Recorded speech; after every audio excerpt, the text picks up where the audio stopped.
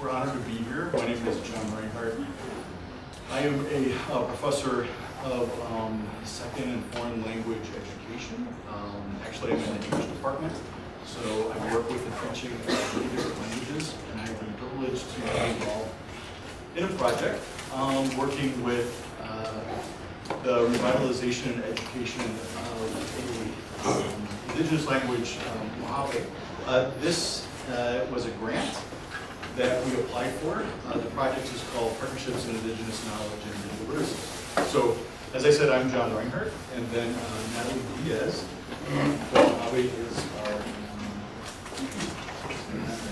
presenter. So, a little description of the grant. It's sponsored by the National Science Foundation. We're a group of educators and experts in Indigenous language revitalization, education, science education, technology advanced, and game-based learning. So one of my areas of research is game-based language learning and teaching.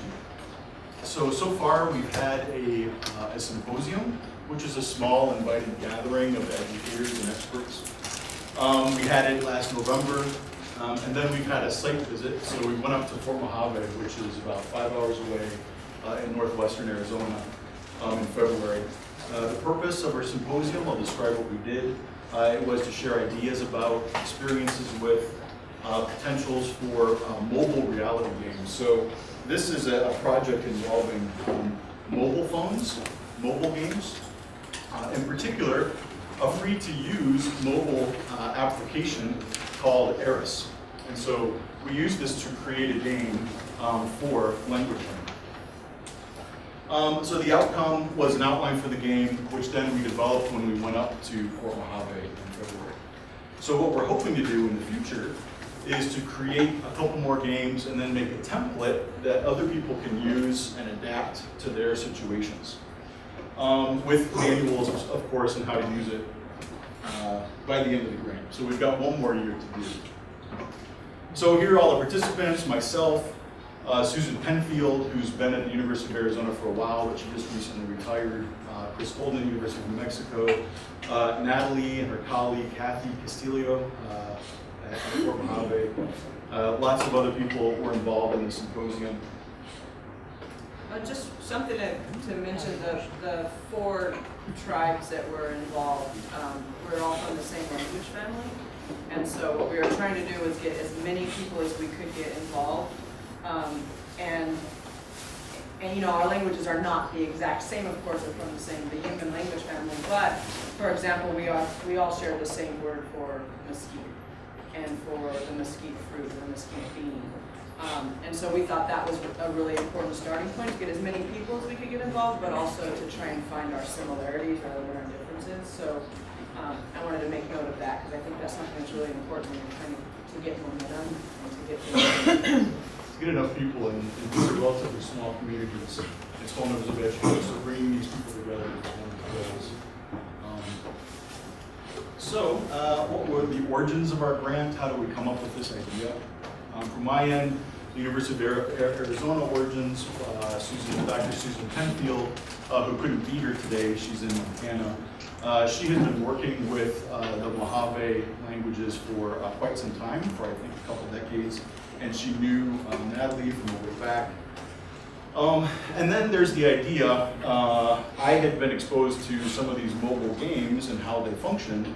And then there's this idea of the place-based nature of language and knowledge. And that is, I think I was inspired by Keith Basso's work on wisdom sits in places. And this is the idea that the language is tied to the landscape and knowledge of indigenous science, of mythology, of origins, that's also tied to the landscape. So the idea that you could have something that you could take around with you physically and experience the landscape by actually being there was really kind of putting 2 and 2 together and seeing that connection. And then this grant that Susan found was cyber learning. And the idea is to build capacity, and that is really to plant seeds and to give people ideas and tools that they can work with. And so we're hoping to bring this into schools and into communities that people can then take and run with, which is the hopes. And then the ideas, so Natalie's work. Yeah, well, and I mean, something for us that was really appealing about it is we're always trying to find ways to return our community to our traditional ways of learning, ways of passing information. And sometimes what we do is we when we're doing that, we break off from what our communities are doing now and what our kids are interested in now. And so this was a way of, one, getting them outside, like Jon said, it was place-based. They're actually out there with the plants, but we're also not asking them to leave the life they have now, which is unfortunately or fortunately largely centered around their cell phones, and computers. And so this was for us, it felt like we were creating a new space for them where they could be Mojave and they could learn Mojave things, but then they could also be the modern Mojaves that we're asking them to be and to be successful in the world today. And so for us, the fact that Jon and them were willing to meet us in the middle and to take this game that's been used for many different teaching environments, but to take it and say, hey, let's see how we can make this game meet your needs. So that was really important for us. And I think something that for us is really valuable is, of course, the transmission of our language and the transmission of our cultural information, but also the fact that we're teaching kids to build games. So why shouldn't our Native youth be out there in 21st century technology building these games and finding careers? And so for us, it was twofold. It was, yes, we're finding a new way to transmit some of our traditional information, but also we're giving our kids possibly a career path where they can be successful. Okay, so moving on, I'm just going to describe a little bit about what we did in the symposium last November. First, we played a sample game that you can actually play if you want to, although it's harder to play without it actually set up. There's a free app that you can download, and it's only for iPhones right now. It's only an iOS app right now. They're trying to eventually adapt it to others, called ARIS, A-R-I-S. And the app lets you play games that you then create on the web. So you create them on the web, and they actually live on the server, I think, at Wisconsin-Madison.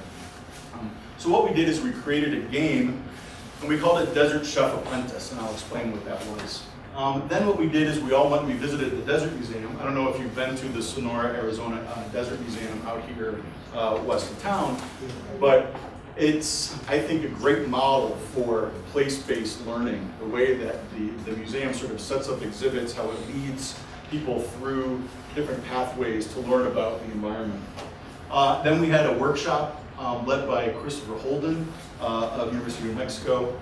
And then there was a lot of brainstorming of this game idea around the mesquite tree, which has a very central place in Mojave culture and language. So this game was played with iPhones on the UA campus. Outside there's a cactus garden right in the middle of, and there are lots of different varieties of cactus.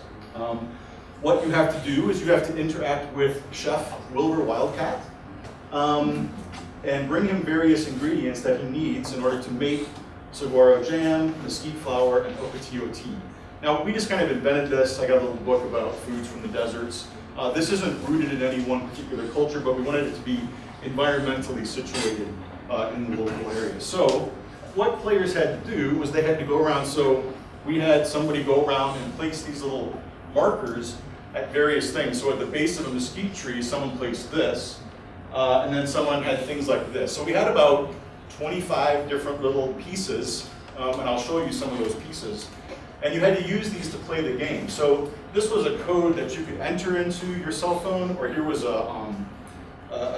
what are these called? The little QR codes that you could scan also to get access. So what you do is you go to various plants and you kind of virtually pick by starting up the thing and then sort of scanning it, and then the game would tell you what to do next. So it kind of functioned almost like as a treasure hunt, but then you could build in these different structures. So here are some of the examples of what it looked like. So this is sort of the ocotillo, so then we would place the marker that had the number and the code for the ocotillo right in front of that. And when you started it up, it told you, see Wilbur the chef. Let me go ahead and start mine up here.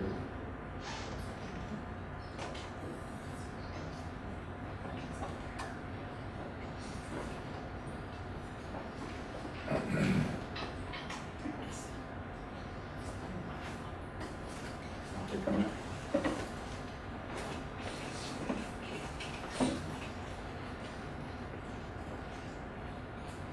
Has anyone used language apps on a smartphone or? No. I know there's like there's some in Dene and Cherokee and little things like that. They're usually like vocabulary. So it's just, you continually hearing words. Which is why we were trying to do something with this that's actually action-based. You have like tasks to.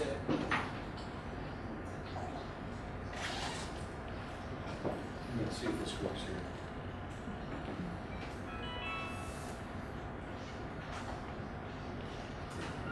So,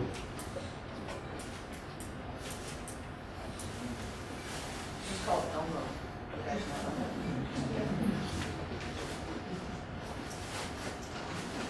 so you zoom in a little bit. Let's see.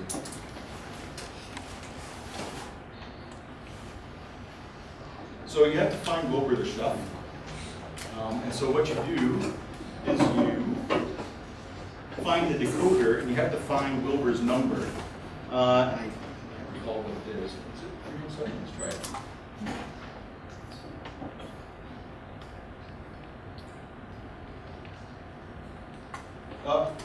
You don't need saguaro fruit right now. So I put in the wrong code. But anyway, so you play the game. Let me try another one. Let's see, 8264. So that would be the example if I went up to the mesquite bean and I wanted to get an example of mesquite bean. It says, oh, you don't need mesquite pods right now. So I forgot to write down what the number is of Chef Wilbur. Maybe it's 2644. Let me try that. Sure, write that down. So do 6.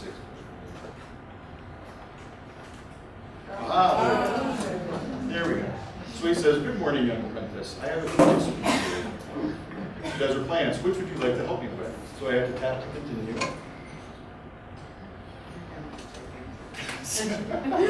And then this is you. So this is sort of you voicing this. So can I help you make saguaro jam? So I hit that. And he says, sure. For this recipe, I need mashed saguaro fruit. Here's the recipe for your inventory. And I tap to continue.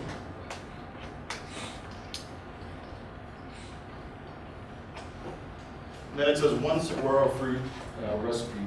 And then I leave the conversation. And then if I look in my inventory here, I've got saguaro fruit jam recipe. So I have to figure out what to do next, and this is telling me what to do. Collect fresh saguaro fruit, wash it in a bucket, peel it with a knife, mash with a masher, bring the mashed fruit to the chef. So I have to do all this. Go back. And then I need to go to my quest. And my quest says find saguaro fruit. Collect fresh saguaro fruit from the garden. Choose only the best fruit you can find. So to actually do this then, I need to actually find the map. But I don't have the map here. If we were actually outside playing it, then I could actually find it and go to it. So you can follow it around, go to the spot, find the saguaro fruit, scan it in, and then it adds that to your inventory. So you're walking around playing this game, picking things up, taking them in the right order to the different parts. So you see the examples here.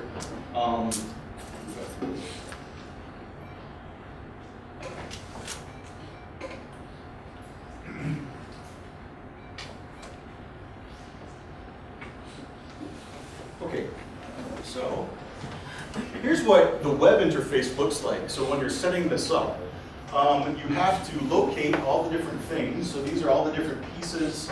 We have recipes, we have parts of the kitchen, and in the game they function as sometimes as items, sometimes as quests. So it does require a bit of technical comfort in order to get it right, but it is a graphical user interface, so it doesn't involve like too much coding. And after some practice, you get the hang of it. So these are all the different pieces, and that you lay this out on the map, and then you start playing it, and then you can go around and do it.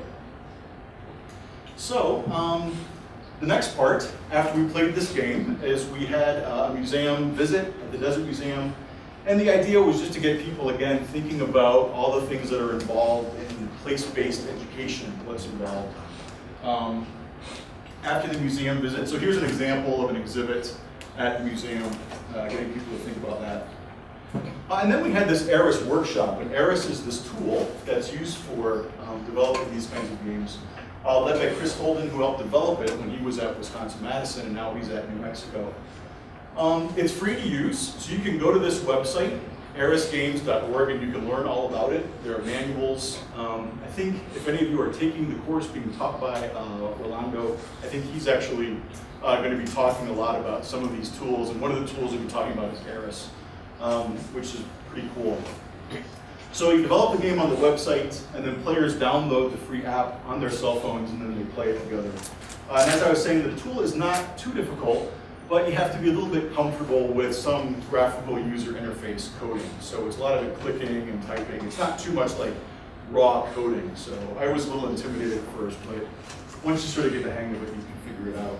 And it is free, so be appreciative of it. So here's some pictures of us having our workshop with all the participants, and Chris is sort of writing out, sort of storyboarding the game and getting people to think about, well, what stories, what ideas can we base this game on? And Natalie had worked very closely developing a whole unit of instruction around the mesquite tree. So this was kind of used as the base for the game. Well, something I think that was interesting about this process of developing this game is that we're used to telling stories in a very specific way. And sometimes the way we tell stories is similar. You know, like you sit down and, yeah, you could summarize it in 2 minutes, but that story is going to take 35 minutes or more, and sometimes in our case, evenings, you know, 1 night, 2 nights. And so this, I think, was a really important part is there was a point in the training where we were overwhelmed, especially if you're not used to code and computers and some of these, some of the vocabulary used. But something we were able to do is stay focused on what could be done.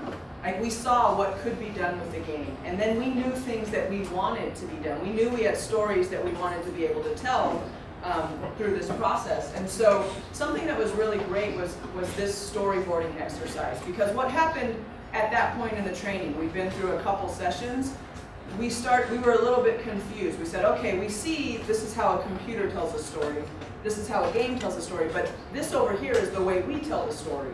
And so what was really great is when Jon and Chris slowed down for us, and they let us focus again on the way we tell a story. And so what we did was the participants there, they started saying, okay, we want to tell you about the mesquite.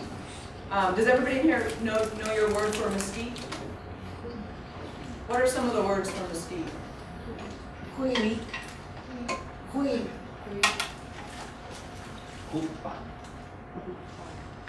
Anai is our word. Anai.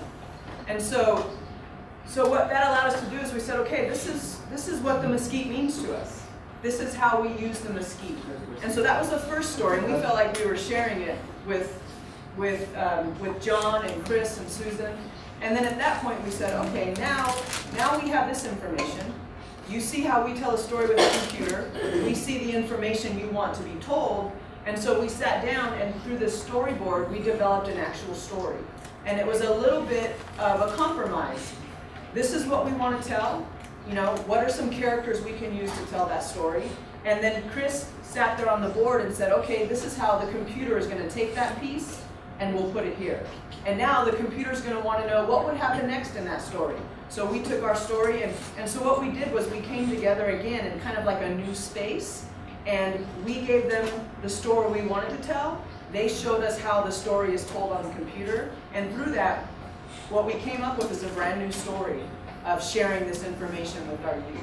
So this part for us was one of the kind of, it felt like we cracked something open, and all of a sudden we're like, wow, you know, there was a lot of light all of a sudden, and we thought, hey, you know, this can work for us. So it's a really important part of the training process.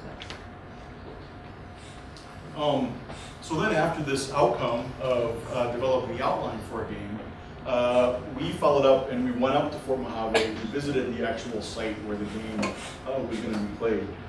So Kathy Casillo is the educator there, Chris Holden is the ARIS expert, and then the outcome was the sort of play-ready version of the mesquite tree, and so we'll give you examples of that. Here we are making the game. So this is a map from above, and this actually is also from the software. So it has, the web interface. So you can actually focus in on one spot, and then you can actually physically plant all the different things by dragging and dropping onto the map. So this is the area in Fort Mojave. Here's the school. And then we had to kind of locate where different things would be. So we thought, well, we would start off here, and we'd have the students walk across the campus here to, here's the mesquite tree, one of the better mesquite trees on the campus. And then they had to figure out where the other things were, and the game would actually give them hints. And then we placed all the different characters all around. Here's a picture of a selfie shot. He hates selfies, but we always take them. So here's what the game looks like. And I can try to, I'll just go through this here, and then I'll try to show it with as much time as we can here on the actual cell phone. So you start off with the game, and it tells you to continue, and then you have to go to Napa. And then you get there and you have this little thing you see early in the morning on a Saturday. You arrive at your grandfather's door. He usually wants to tell you something. You continue and you say, open the door and go in. So you actually have to imagine that this is what you're doing, that you're at this house. But it could actually be at a real house if you wanted. Then you see this, and this pops up. And let's hope this works here.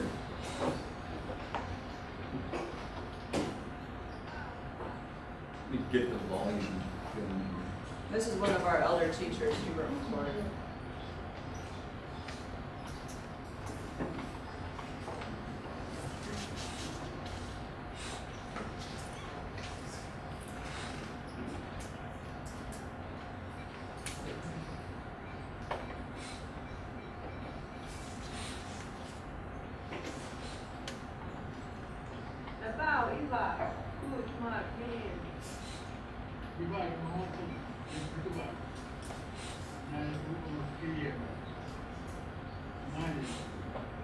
Ana, Aya, Circle, Sama, Paita, go away, come in. Mave, Afka. Gorgia, Bukar Miu, Kahout and Gilum, Yimian Jakisbat. Lando, Piamanenium, Lando, Piaman. Lando, Piamanenium, Lando, Piaman. Lando, Piamanenium. So what you heard there, it's a song. It's a piece of a bird song, a Mojave bird song. So that's something that's great about the game is you get to put conversations, and everything was done with an iPhone. So these, the intention is that the students can make these themselves. You don't need a ton of money. You don't need high tech this and that. And so, he gives them songs. They get lullabies. And so you can put a ton of different types of media, different types of language materials in a game like this. It's wide open. And so that, I think, was something really important, was just to put a template out there that you can start plugging in the things you need. So all the tools are there. Now you take it and make it do what you need it to do, for your lesson. And then also there's a question of how you're going to embed the pedagogy. What are you going to do? So there was that first translated part. But then we decided what we do is just replace some of the vocabulary with the target language vocabulary of the Mojave. So here is an alakubon. What would you like to collect? Then you have to remember what are you supposed to do next? Are you supposed to do the beans or the branches or the other pieces? And then there's a little bit of information once you have it in your inventory. So let me see if I can actually get this called up here.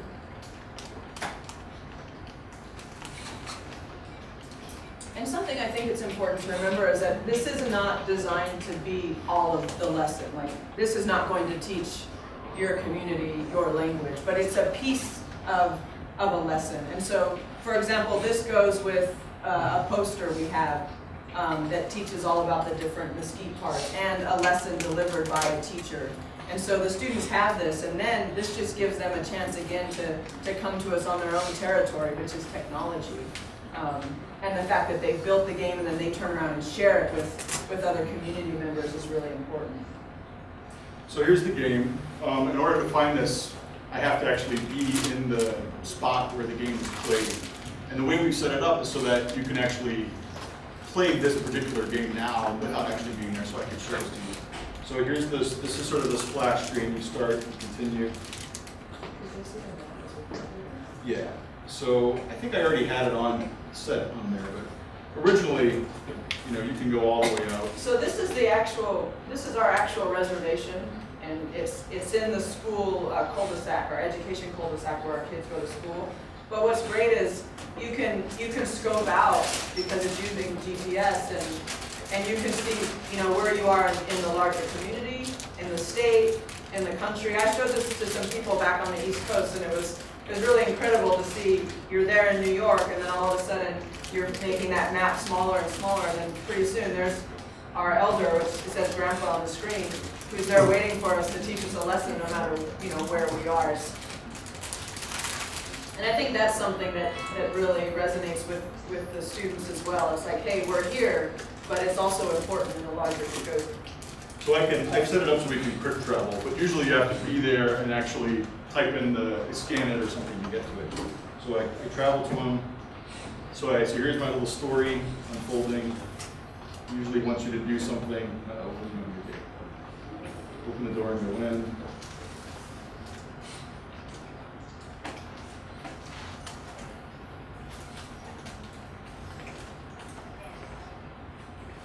So it's actually playing on my phone. Just what you saw in the video. So he tells them what to get. So now he says, you have something to do, and I have to look at my quest. My quest says, go to the mesquite tree. So if we're actually in the physical space, we actually have to find the mesquite tree, go out, and use our map to go across the campus and go to the mesquite tree. Oh, I'm sorry. I'll put the phone down. You guys getting car sick? So I'll go back to my map. And the mesquite tree has popped up here. There it is. So go to now for travel. Luckily, here is an now. What would you like to collect? So I have to continue. Am I supposed to get? That's the mesquite tree. And with each thing they collect, it gives them a reminder of what that item was used for.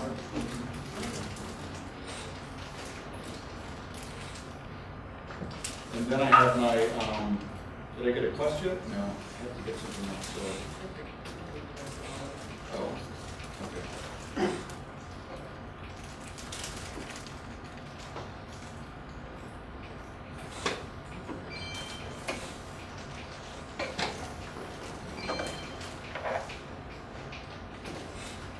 I learned a lot of Mojave vocabulary. in this game. And it dings every time you get something, so for those of you who have like a tendency for like casinos and things, that sound makes you feel like you're winning as you go along. It's fun. Here's all my stuff in my inventory. I've collected beans, the bark, the sap. I have the song. This is the song that Paul gave me. And then I've got a new quest. So I have to take the stuff to Intai, Napi, and them off. So I first have to take Ayat to Intai so she can make Uha. Then I have to take the Samak and Napi so she can make a credit board.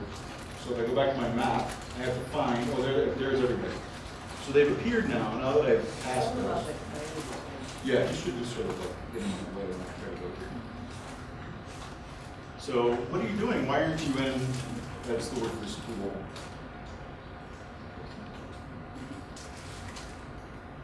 Now Paul told me to give you this, what do you need them for? To make the car, here you can have some. So now in my inventory, I've got another thing. So now I have to go and find another person. Go on. Well, we'll have to click it. Oh. Since we're on quick travel. And there's also options you can do to kind of, make things as spontaneous as possible. So, Yeah, so as the students are walking around, like what will pop up automatically on their screen and that we didn't tell them about is Mukthad, or the coyote. And so he pops up and he has an interaction with them. So you can put these little pop-ups there to kind of, one, make it spontaneous, but also to give them a choice that they weren't expecting. And so he comes up and begs them for their mesquite beans, and they have to decide, do we give them to them or not? And it affects the outcome of the game. Just depending on what they do, it will affect the end result. So you can feed him some of your beans, or you can feed him a lemon. Should we hear your beans? Yum. Hả?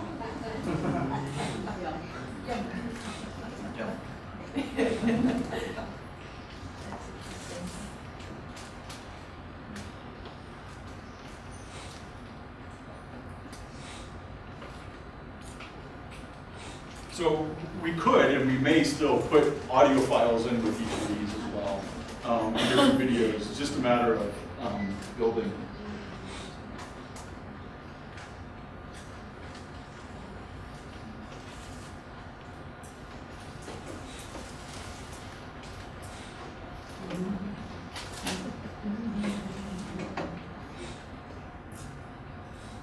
So now it is getting late to go back in the plan.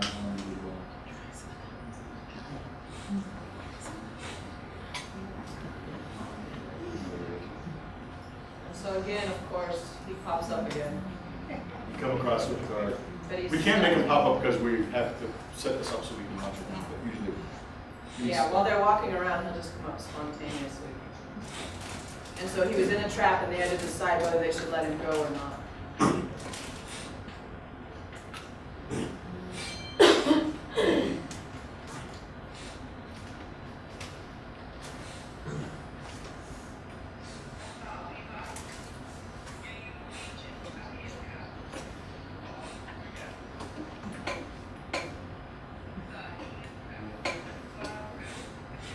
I let him go. You did good. Mukthar eats mesquite beans, then he poops. More mesquite grows. You will dream good.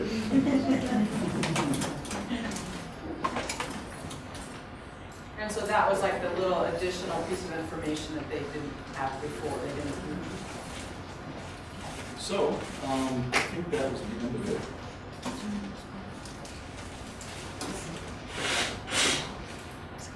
So, we'll just conclude with some of our goals. Oops.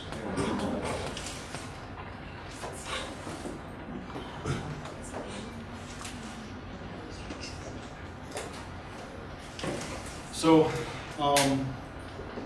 some of our goals now are dissemination and sharing this with the communities that we're involved in. Integrating it with curricula and assessing impact on learning, adapting the game to other groups' wishes and needs, creation of templates and guides to adaptation. So if we can take this game and somehow make it a template so that it can be adapted as sort of a journey where you encounter different people and then can be turned into other games for other needs. And then some of the challenges, just-in-time responses to capacity and needs. So we did planning, and then as needs arose, we threw out our plans and we decided we'd do something else that worked for when we needed it and how we needed it. And then other obstacles overcoming.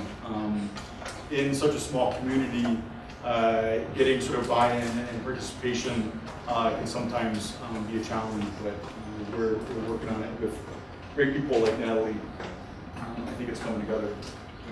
Yeah, I mean, I think there are things we can do. Like for us, that first training, it was really important for us at the point where we got confused or where we started to think, hey, this is what we want to do and this is what's happening and what the game does.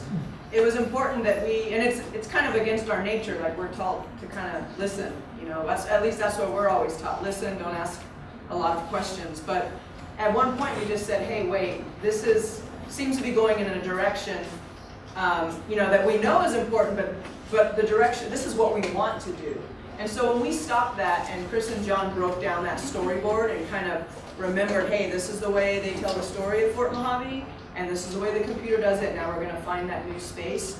that was a really important part of the training, and I think it's something that we don't do very often. I've been to numerous trainings where I'm really excited and then I go home and I forget how to do everything that they just told me, and I have like 3 pages of notes and some of them have my lunch orders scribbled on them, and then you're trying to make sense of that. And so that follow-up training was really important when they came out to us at Fort Mojave, and what we did there, these are the challenges I think that affect most of us is manpower, just having enough people to see a project through to completion, especially when we're talking about language, because it's hard to find a completion point. And so rather, like for example, at this training, we had 1 person from the school show up. Our students didn't show up. Now, that's okay. It was just a thing that happened. What we say at Fort Mojave is, okay, this happened, now what's the next best thing you can do? Rather than sit there and say, this was awful, this stopped us, no. What was the next best thing we could do? And so we realized we could either say we don't have enough people here, or we can say, let's get something done, let's make something. And so we kind of put the pedal to the metal, and in that short day of training, we built that game. It's not perfect, which I think sometimes is our expectation, but it wasn't perfect, but for us it's the template now, and now with this game, I was telling John, my brother's a tribal policeman, and they patrol that area there where we built the game.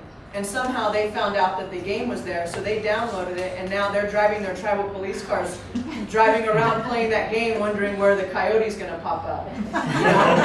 And so what that told me was, hey, we can share this, even though it's not perfect, but we can share this because that's how we're gonna get the buy-in and the manpower to do these things. And so I think too, just instead of waiting around to see, do we have enough people, do we have the right team, instead what we did was we said, we'll just make it, and now we have this thing sitting there on the table, and now we'll see who comes to it. And and then from there we can tweak it, we can, like John's talking about the different things they're going to do with it, how we can adjust it. But rather than sitting around, which is sometimes what we do, we don't have enough people, we said, you know what, let's just, jump over those hurdles and jump to the end point, which is we need a product. And so that was one of the things that we did, and it was really important. And I think something, like we're always looking at the end result, like this is the game, like this is the whole point of what we're doing, except that I think what was reinforced during this project is the process of building it is really important. Like by the end, John and Chris were saying all the names in Mojave, and they're like, where's Nepal? They're looking for Hubert, like he was, all the ways that we say it at home. And so I think keeping that in mind too, that if we can get a template like this done, and we can start running some of our youth through that process of building it, of changing it, of making it their own any ways that they can, even with language like saying yum, like that's not traditional, of course, but it's like, hey, what would the students say? And that's one of the things they wanted to say. So letting them make it their own, letting it be imperfect.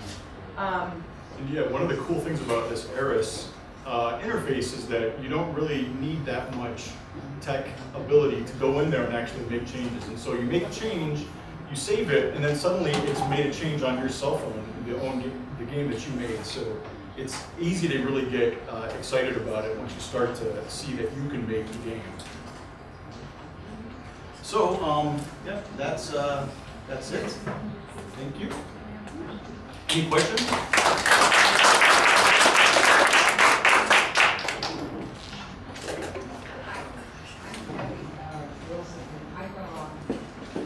Wondering, do you expect to have some kind of pushback because you are working with the language, and you look like you have the buy-in of one of the elders, perhaps who's part of the larger group that support you. But I'm wondering if I were an elder and I was looking at this, maybe looking at it from okay, are you adapting the way we tell the story and adapting to the game? Is there anything being censored here? I think that might come up. So how would you handle that? Well, we always censor, and I think that's something like I don't ever worry about censoring. If there's something I think shouldn't be told, I know it's because it shouldn't be told. And so we don't. I haven't run up against that before, but I think it's also because we all have that inner guide, I think. And also because we work with an elder like right there next to us. So it's not, I'm never making that decision on my own. My elder is making it with me. And I mean, again, I know there are some communities whose elders probably don't embrace technology the way ours have. And I think one of the reasons why ours have is because we're not using it as a replacement. We're kind of using it as a survival tool. So Hubert still tells the story. He still tells it in Mojave. He still explains it in Mojave. The poster we made is kind of in addition to that. The game is in addition to that. But again, you know, like we get tons of pushback, and you can sit all day, all life, all generation, and deal with pushback. But you know, something that happens in our tribal communities is it works almost like a brush fire, negativity. It's like you have a spark of negativity, and you can light it, and all of a sudden, you know, everybody's ablaze with it. And it's easy, but something that we found is just constantly being focused on the positive. And you know, and we don't mind stopping to explain things, but we let ourselves get excited. We don't get bogged down. And you know, so far for us and our Mojaves, we can be a little bit rough on each other sometimes. You know, so we're. I just wanted to make a comment, because you're talking about this pushback. Everybody starts talking, and gets a little angry. But the thing is, the conflict is there. Because what you've done is you've instilled the discussion to begin with. So you are learning them to just really take ownership. So it's all good. Yeah, and you learn all the bad words in your language. Things you wouldn't have thought to ask about. You learn all that. So, but yeah, I mean, we're again, we don't ever use it as a replacement, but we use it kind of as another tool, another way. And I think part of it is that our kids are pretty respectful. You know, and so when we have elders in the room and they're using technology they feel proud about showing that to the elder and seeing it. And Hubert's pretty okay. Like we showed him, you know, his head on. He's like, is my head really that big? The size of Arizona? Because when you scope the map out, his head stays that large. So yeah.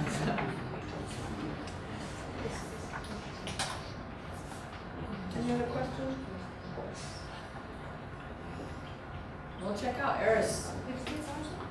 Yeah, the kids like it, and they like it because they feel like they're a part of it, and it's happening around the school, and they get to be outside, but also we're not really asking them to climb the tree and shake the beams down, you know. So I think it gives them just enough, you know, to kind of get them interested.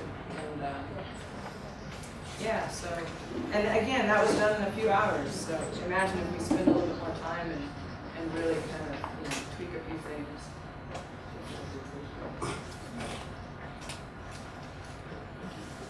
Thank you for coming.